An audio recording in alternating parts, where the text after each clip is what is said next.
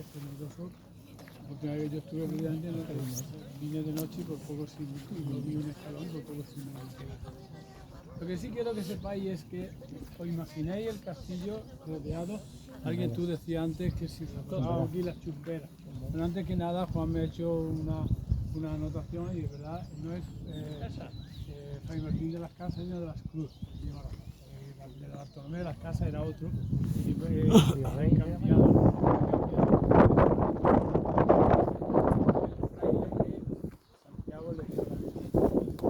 Bueno, pues imaginaos efectivamente el castillo rodeado con muralla. La única posibilidad que tenía el infante don Fernando de asaltarlo era precisamente por donde vamos a verlo, por la puerta de la Postigos de la Estrella. Es la única posibilidad. Allí veremos las leyendas que hay en torno a eso. Y lo que sí lo vamos a construir ya es que los árabes cuando lo crearon, construyeron en el siglo XI, pues lógicamente se hicieron no en un sitio asequible para todos, y que dominar.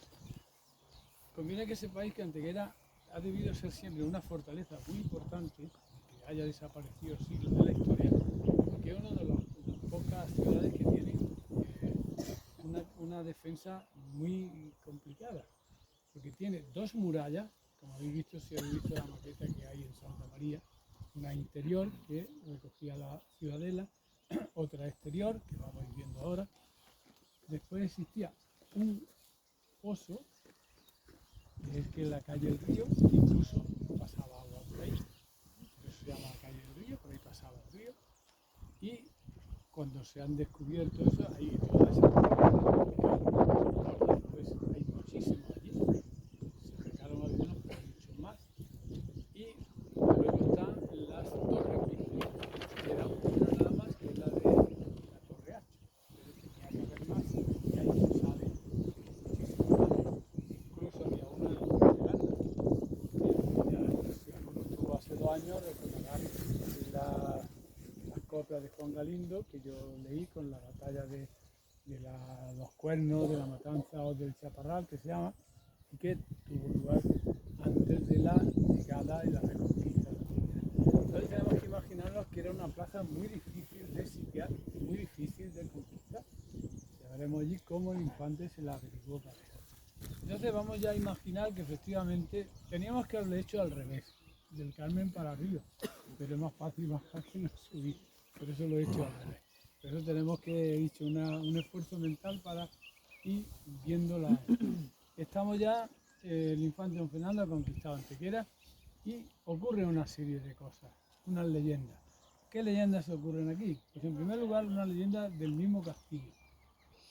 Hay muchas versiones, aparte ya de por sí, lo del templete ese de Papá Bellotas, que eso no tiene nada que ver con la Reconquista, eso fue muy posterior, y que parece ser que hay dos versiones distintas, una que hubo una buena cosecha de bellotas y los antequeranos costearon eso con la bellota, y otra que el ayuntamiento vendió una finca de encinas y con eso hizo. En fin, da igual. El caso es que la causa es que por bellotas, propiedad de todos, de uno, se hizo eso y hay un añadido posterior, los siglos posteriores. Pero la leyenda que nos interesa es que aquí, incluso yo una de las primeras veces que vine aquí, me dijeron que allí al final de este camino, donde está aquel letrero, parece que había una cueva ahí. De hecho, he visto allí algo, está todavía. Y hay quien dice que esa cueva conduce hasta la Torre H. Yo, desde luego, no sé, no me gusta meterme en nada, vamos, tengo claustrofobia y no soy capaz de meterme en 5 metros. Si es verdad o no, no lo sé. Pero lo que sí es verdad es que existía una leyenda en el Papá Bellota que además está relacionada justamente con la torre del homenaje, la torre de la vela de Antequera de Granada y la torre gorda de Málaga. Que había unos elfos o gnomos pequeñitos que vivían en el subterráneo de todas las grandes edificaciones y que compraban hierro para elaborar armas. Esas armas efectivamente se las vendían a los militares para que conquistasen la plaza que sea. Y aquí hay una leyenda que la descubrió unos monjes que vieron de la Inquisición por un chivato un chivatazo que alguien dio, y se instalaron en Santo Domingo. Entonces se dieron cuenta que había un señor pobre que vivía muy bien para lo que le correspondía, hasta que lo descubrieron y efectivamente era el que le abastecía de hierro a los gnomos o elfos, y estos eran los que conducían eso. Se descubrió el pastel, digamos, tanto aquí como en Málaga como en Granada, y desde entonces se puso la torre esta para la campana, que diese la hora y que controlase también en alguna medida la Vega, la torre de la Vega, que también controlaba la Vega de Granada, y la torre de Málaga para que diese la hora también. Por tanto, es una leyenda que coge a las tres y puede que sea verdad, como siempre, toda la leyenda o no, pero era eso, un renegado que se llamaba la persona. No quiero decir nombres porque me pasa como antes, lo confundo y no quiero engañar. Ya lo iré publicando. Por tanto, esa es una de las leyendas, que no tiene nada que ver con el templete ese, sino con precisamente el origen de este castillo. Luego, todos sabéis que el infante don Fernando tenía por costumbre, cuando conquistaba una plaza, cogía el santoral. Sabéis que la Iglesia Católica tiene el santoral o el martirologio, que se llama.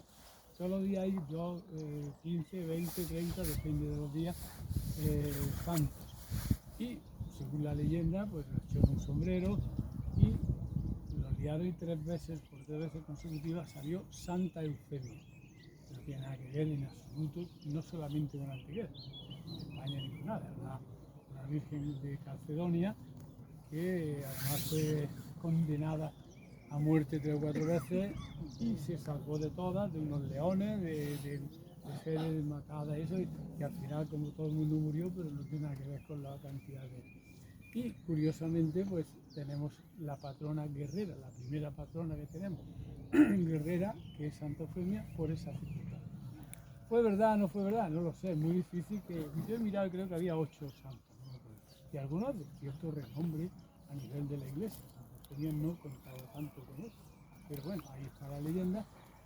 Si hubo truco o no hubo truco, si el infante quería que fuera Santa Elena o Santa Eufemia o no, el caso es que efectivamente lo tenemos y es una leyenda. Luego, sobre el viejo castillo, hay muchísimas teorías, que si había antes algún asentamiento. Ya sabéis que las culturas siempre se asientan sobre otras.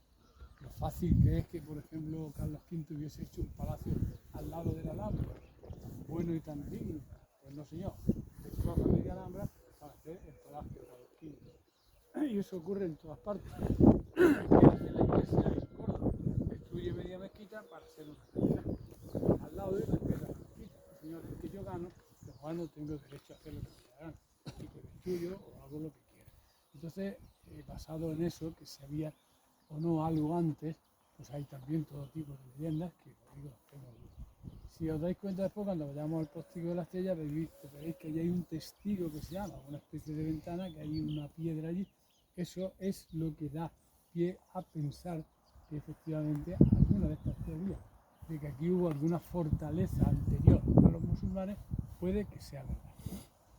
Aquí ya vamos a hablar de dos cosas que no están relacionadas, y es que